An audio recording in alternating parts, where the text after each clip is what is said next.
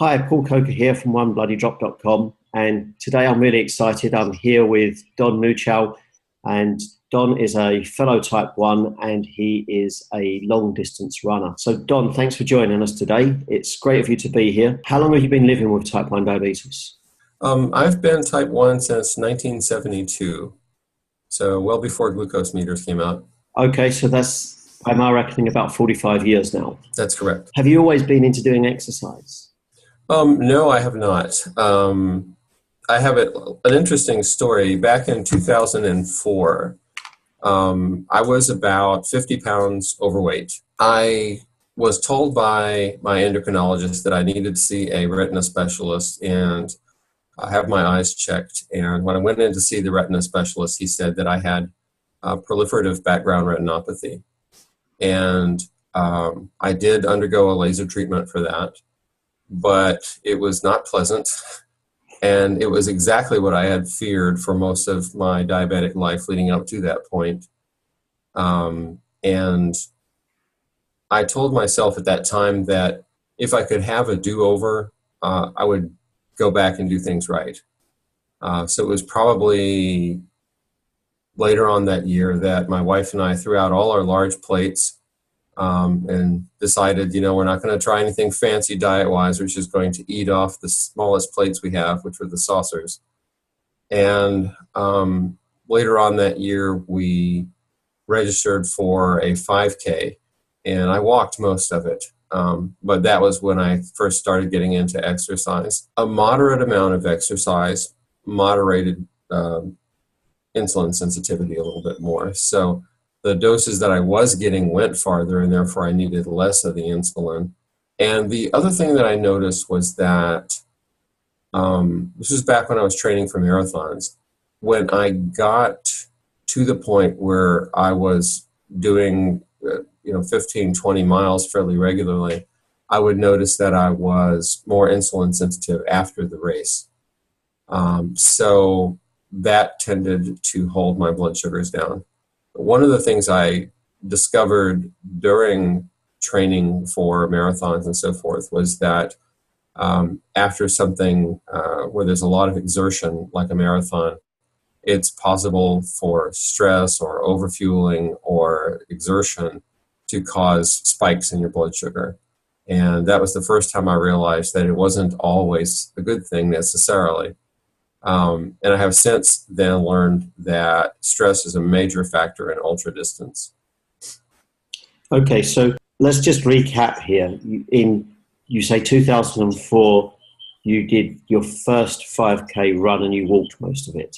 That's correct. It took me about an hour. And I know from our earlier conversation, Don, that you're training now for an upcoming event where you're going to run an incredible distance on your own. So just tell us, Don, how many miles are you going to be running? I will be running 223 miles from Austin, Texas, which is the state capital, to Corpus Christi on the Gulf Coast. I can't even begin to imagine what that really means. I go out and I run 13 miles and I start to complain that it's too far when I get to about 11 miles. It's not the miles as much as the loose dogs, I can tell you that. Great. So you've made this incredible transition, and you've told us already you were not always an athlete and you had to walk that first 5K. I get that you changed the portion sizes. I get that you got invested in running because you didn't have to go out and purchase a load of equipment. You could do it. It was on your own doorstep and it was convenient. But how do you get to that transition where you go from running 5K to running 223 miles, which is, what's that? Must be about 400 kilometers. That sounds about right, yeah. That's a good question. I think that I'm trying to picture the date now. I believe it was in 2013 when I did my first full marathon in, I believe it was 2011, my first half in 2009. And I had learned a lot of things along the way that sort of prepared me for the much longer distances.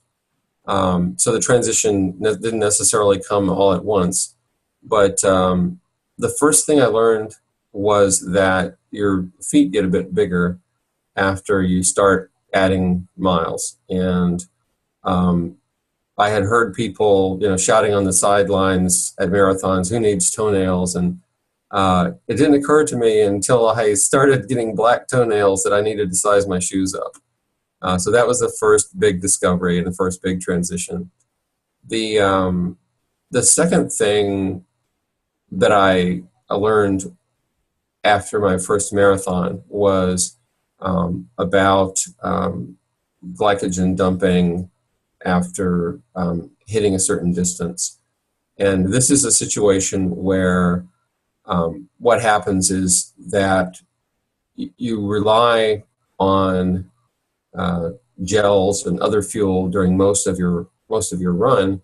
When you get towards the end of your marathon, you don't pull back on it, or you forget to fuel, and you either end up overfueling, which is not such a big problem. You can take a bolus and bring your sugar back down after that. But more often, what people do is they get all excited. They're only 10 miles from the finish, and they start forgetting to take gels, and their sugar is creeping up. So if you have a CGM and you're looking down at your CGM while you're running, which is one thing I learned to do. So I look down at my CGM, and the glucose monitor says, "Well, you're 223." I'm thinking, okay, fine, I can run that down. All I need to do is run some more. That's what I like about running. I don't have to do anything don't have to take any insulin to bring my sugar down. Well, what can be happening at that time is that you've depleted your muscle glycogen. You've basically start dumping glucose into your system from your liver. And that's a really sharp spike. In an hour, it can go up by 200 milligrams per deciliter. So I'm not sure what that is in millimoles, but it's a fairly large amount. And one of the things that I started to realize was that there are little things that you learn along the way. So the first one was sizing up my shoes. The second one was liver dumping. And as I started to increase my distances, to 2013 was my first 50K ultra, and it was pretty much the same as a marathon. Psychologically, knowing that you were out there with a couple hundred people and that most of the marathon participants had gone home already, was a little bit of a mind game.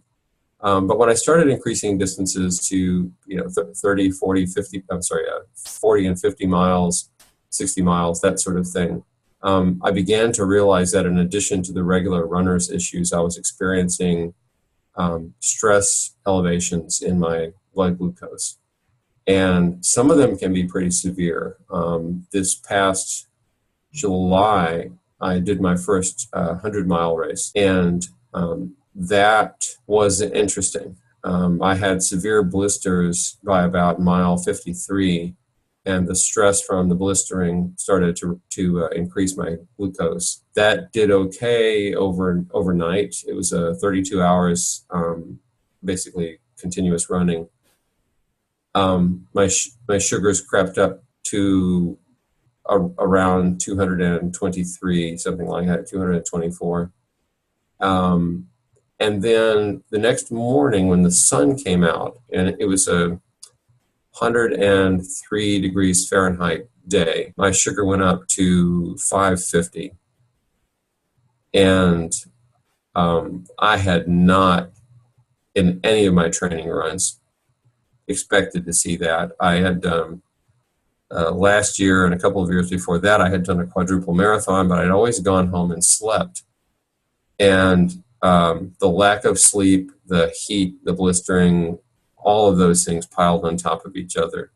And that was the moment when I realized that increasing distance to, up to 400K, that sort of thing, was going to be more challenging than it was for a regular runner. And for me, that was the latest and probably most revealing transition that I ran into. One of my Facebook friends is a gentleman named Roddy Riddle, and he had to fly all the way over from Scotland to do the 6633 Arctic Ultra. One of the things I learned from Roddy is you go back and try again. You add up everything you learned from your mistakes, and you try not to make so many of them. And if you keep making mistakes, well, then you're still learning. And by the time you stop making mistakes, you're ready to do it.